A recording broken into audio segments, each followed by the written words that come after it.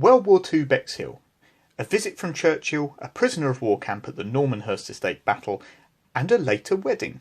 Thank you to Julian Porter of Bexhill Museum for this material, which is basically some newspaper articles from the Bexhill Observer. So, D-Day, plans hatched in Bexhill, Winston's secret war council.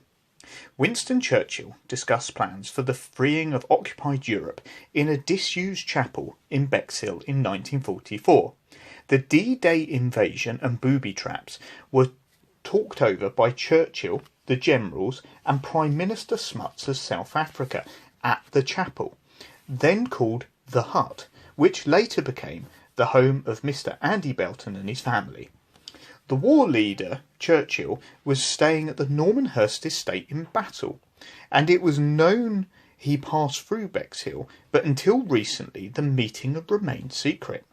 The chapel in Dorset Road was the chapel of the old Beehive School, which was requisitioned by the army. Mr. Belton had gathered his information from Colonel Gay, one of the military top brass who was in on the talks.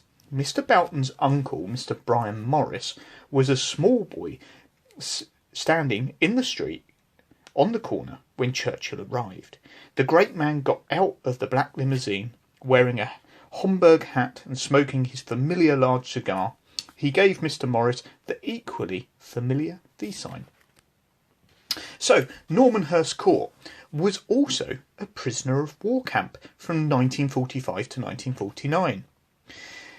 Mutual love of music transcends all national barriers, and the past hostility was forgotten when choir of 145 German prisoner of war camp, Normanhurst Court, near Battle, gave a choral and instrumental concert in Springfield Road Methodist Church, Bexhill. In spite of the heatwave, the church was full to capacity, and at the conclusion of each item, the prisoners were loudly applauded. A wedding. A later newspaper article tells us of the marriage of ex-prisoner of war Henry Mueller to Miss Delcy Alice Kemp of 96 Buxton Drive, Sidley. The couple met while the bridegroom was a prisoner of war at Normanhurst Court in Battle.